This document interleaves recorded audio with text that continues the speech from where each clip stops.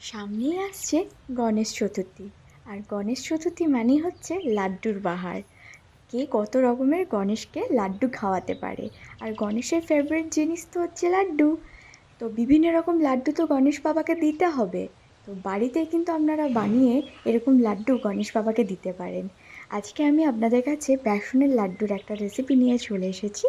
আশা করি আপনাদের ভালো লাগবে এবং এই রকমভাবে আপনারা যদি অর্গানাইজ করে গণেশ বাবাকে পুজো দেন, আশা করি গণেশ বাবারও খুব ভালো লাগবে। তো চলুন এবার রেসিপিটা শুরু করা যাক। এখানে আমি ছোট চামচে 5 চামচ মতো বেসন নিয়েছি। আপনারা যেমন কোয়ান্টিটির বানাবেন ঠিক সেরকম কোয়ান্টিটির বেসন নিয়ে নেবেন। আমি যেহেতু অল্প পরিমাণে বানাচ্ছি তাই অল্প পরিমাণে বেসন নিয়েছি। এবার এই বেসনটাতে সামান্য পরিমাণ জল দিয়ে ফেটাতে থাকবো। একটু একটু করে জল মেশাতে হবে যাতে একদম পাতলা না হয়ে যায় এবং একদম মোটা না থাকে।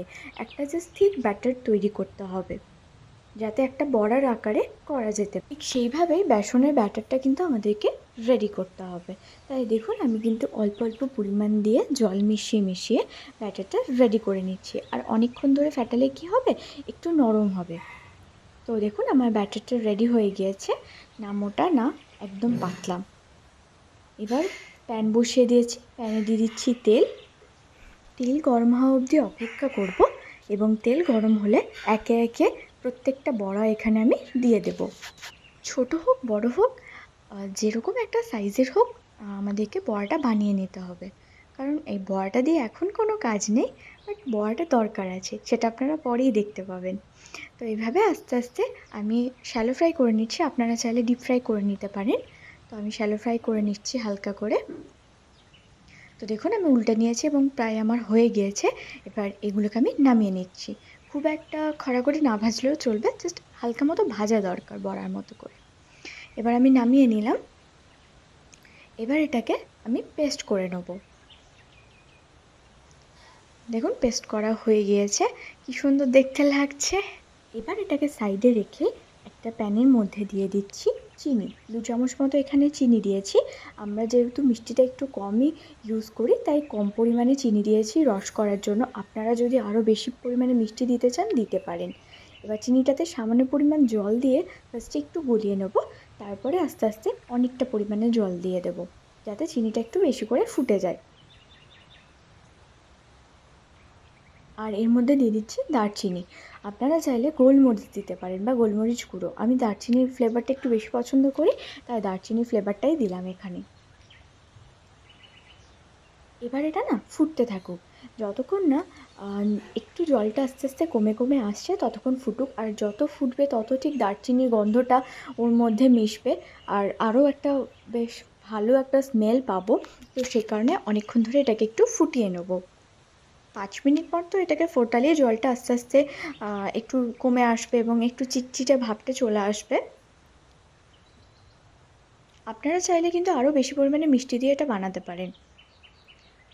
তো দেখুন আমার কিন্তু হয়ে গেছে।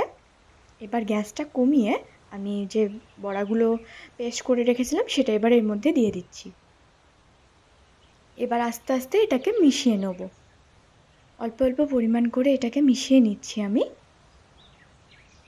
যতক্ষণ না এটা শুকনো শুকনো হয়ে আসছে ততক্ষণ এটাকে আমি একটু মেশাতে থাকবো। শুকনো শুকনো বলতে যতক্ষণ না আপনার মনে হবে যে হ্যাঁ এটা এবার গোল করা যেতে পারে, তো ঠিক ততক্ষণ অবধি এটাকে আমরা গ্যাসের মধ্যে বসিয়ে রাখবো। তো দেখুন একদম শুকনো শুকনো হয়ে গেছে। এবার এটাকে আমি নামিয়ে নিচ্ছি। আমার এই রেসিপিগুলো যদি আপনাদের ভালো লেগে থাকে, আমার চ্যানেলটিকে সাবস্ক্রাইব করার অনুরোধ রইল। লাইক কমেন্ট শেয়ার করবেন এবং পাশে থাকা বেল আইকনটি প্রেস করে নেবেন। এবার হাতের মধ্যে একটু তেল নিয়ে নেব যাতে আমাদের গোল গোল করতে সুবিধে হয় লাড্ডুটা। তো এবার নিয়ে নিলাম হাতে। যেমন আপনারা সাইজের করবেন ঠিক সেরকম একটা সাইজের নিয়ে নেবেন পরিমাণ মতো। আমি মিডিয়াম একটা সাইজের করেছি, লাড্ডু ঠিক যেরকম সাইজের হয় ঠিক সেভাবে করেছি। চলুন এবার একে একে সবগুলোকে পাকিয়ে নিই।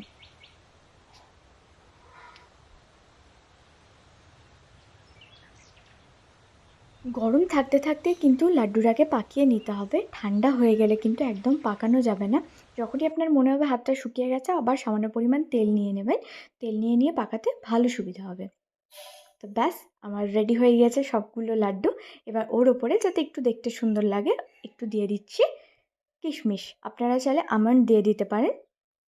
আমার হাতের কাছে কিশমিশ ছিল, কিশমিশ দিয়েছি। তো ব্যাস, আমার রেডি। এইভাবে গণেশ ঠাকুরকে পরিবেশন করুন লাড্ডু।